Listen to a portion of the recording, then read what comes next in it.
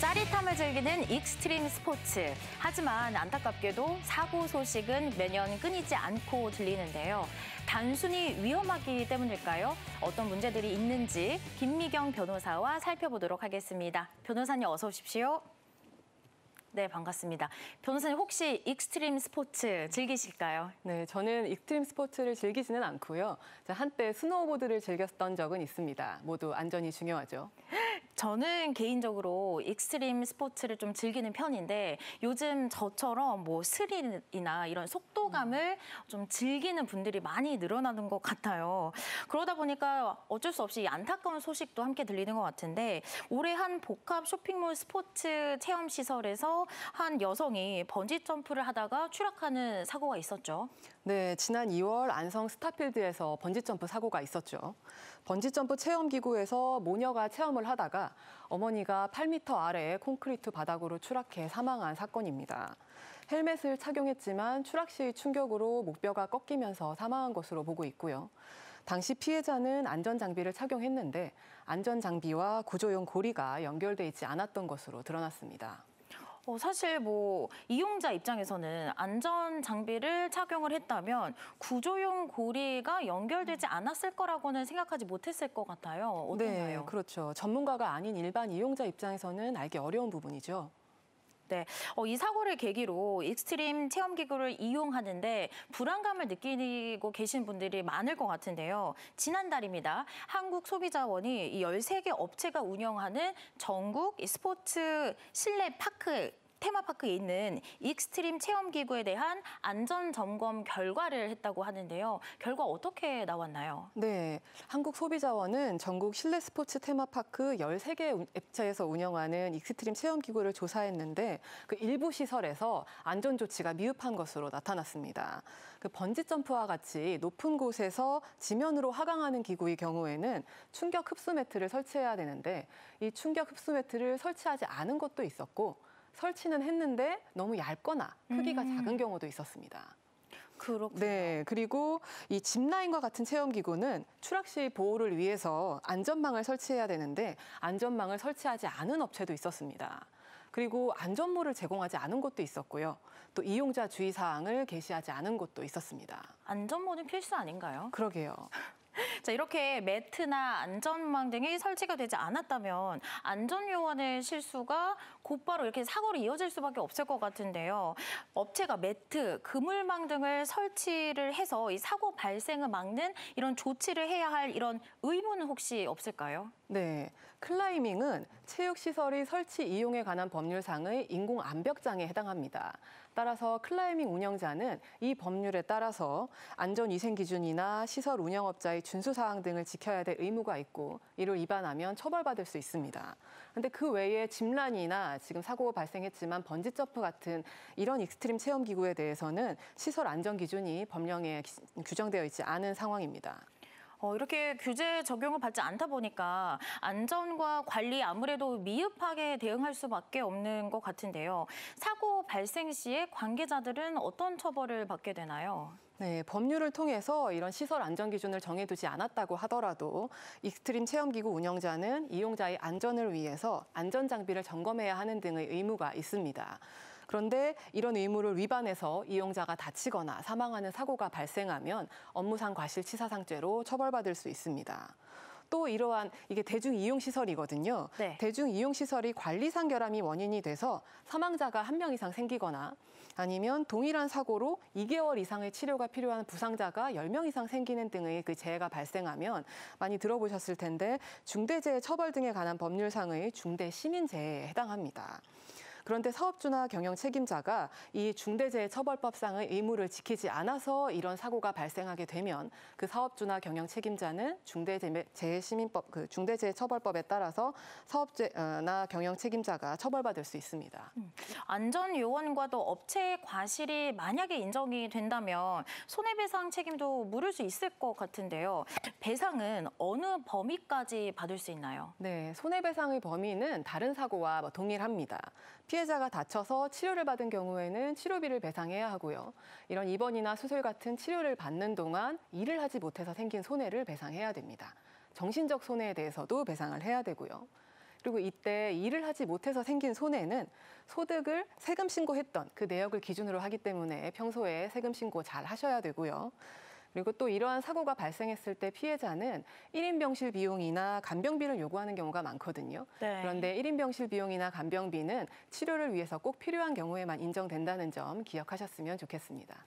네, 치료비, 치료를 받는 동안 일하지 못한 손해 또 위자료까지 받을 수 있다라고 설명을 해주셨는데 뭐 안전요원, 체험기구 업체 그리고 뭐 앞선 사례처럼 체험기구 시설이 이 대형 쇼핑몰 등에 입점해 있다면 계약을 어떻게 했느냐에 따라서 그 책임의 주체가 될 수도 있지 않을까라는 생각이 드는데요. 이럴 땐 누구에게 우리가 손해배상을 요구할 수 있고 또 소송을 할 때 주의해야 할 점은 어떤 게 있을까요? 네, 말씀하셨다시피 입점 업체와 대형 쇼핑몰 사이의 계약 관계에 따라서 책임의 주체가 달라질 수 있거든요.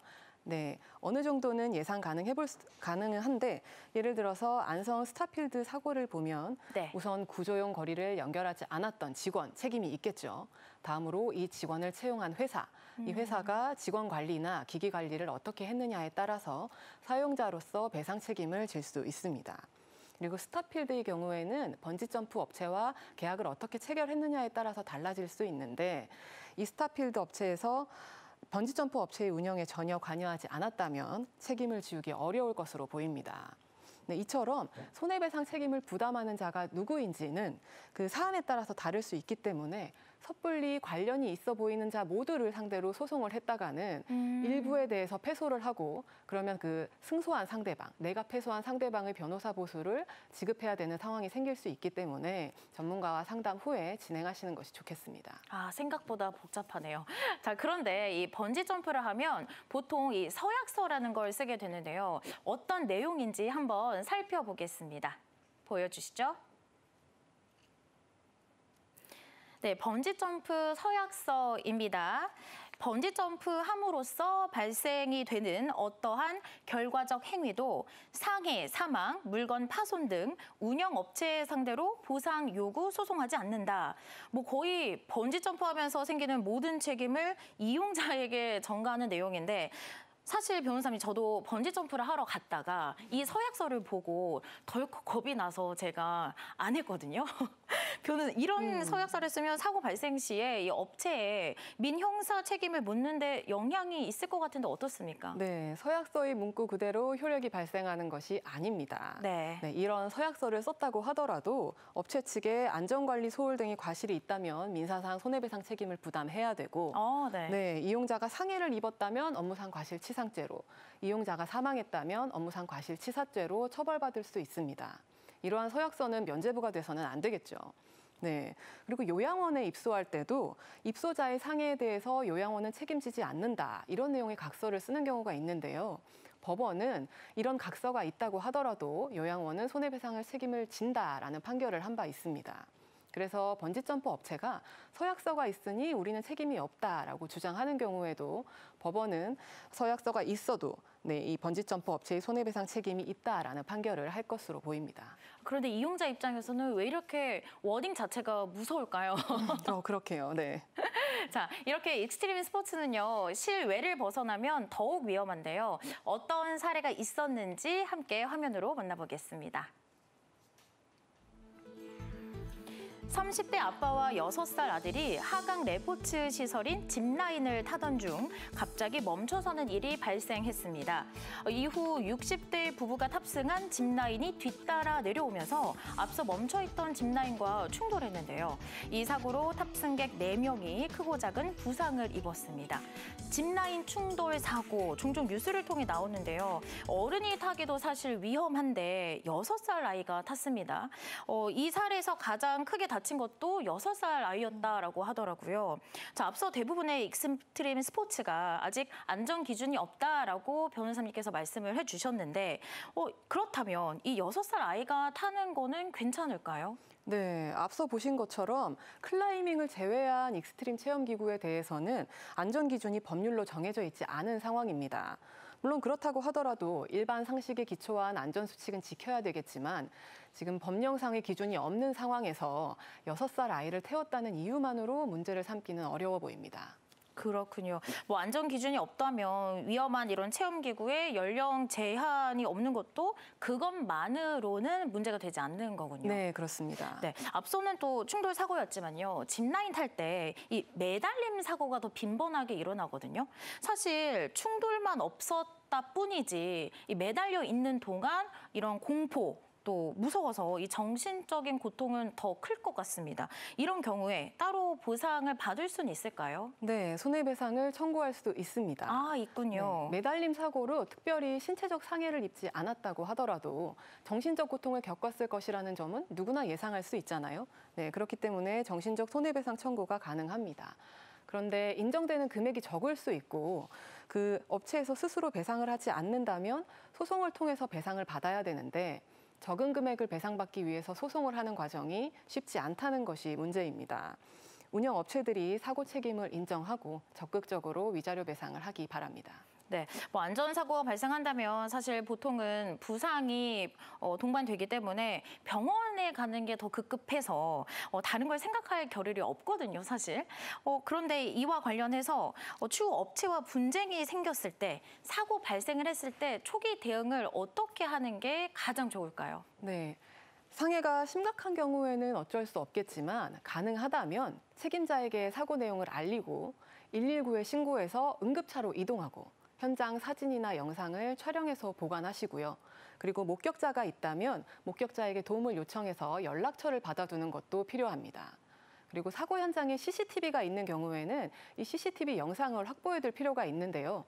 경찰 도움을 받기 어렵다면 법원에 증거보전 신청을 해서 이 CCTV 영상을 확보할 수도 있습니다. 증거보전 신청은 내가 이런 사고를 당해서 상대방에게 손해배상을 청구할 예정인데 해당 CCTV에 사고 현장이 녹화되어 있으니 삭제되지 않도록 보전해야 될 필요가 있다라는 내용으로 작성해서 법원에 제출하시면 됩니다. 그런데 변호사님, CCTV가 없는 업체도 요즘 생각보다 많더라고요. 이럴 때는 어떻게 하는 게 좋을까요? 네, 그러면 어쩔 수 없이 목격자가 정말 중요해지거든요. 내가 사고를 당하는 동안 뭐 녹음기를 켜고 있다거나 촬영을 하고 있었다면 도움이 되겠지만 그런 경우가 흔치 않기 때문에 목격자에게 적극적으로 도움을 요청하셔야 되고요. 그리고 가능하다면 현장에서 목격자로부터 진술서를 받아두는 것이 좋습니다. 아, 바로요? 네, 그렇죠. 그게 어려운 상황일 경우에는 연락처를 받아두시고 나중에 필요한 경우에 요청해서 부탁을 드려야 되는 상황이 생길 수 있습니다. 알겠습니다. 자, 이렇게 초기 대응도 중요하지만 안전사고를 미연에 막을 수 있다면 그게 가장 좋을 것 같은데 이런 사고가 반복되지 않게 하기 위해서는 어떤 부분을 우리가 좀 보완하면 좋을까요? 네, 우선 안전기준이 설정되어 있지 않은 익스트림 체험기구에 대한 법령상의 기준이 마련되어야 할 것으로 보입니다.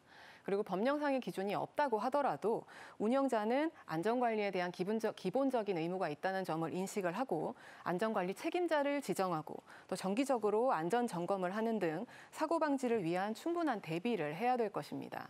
그리고 이용자들도 체험기구별 이용 주의사항을 준수하고 본인의 신체 능력을 고려해서 체험기구를 선택할 필요가 있어 보입니다. 네, 이렇게 안전사고를 막기 위해서는 법적인 기준 마련뿐만 아니라 운영자, 이용자 모두의 노력이 필요한데요.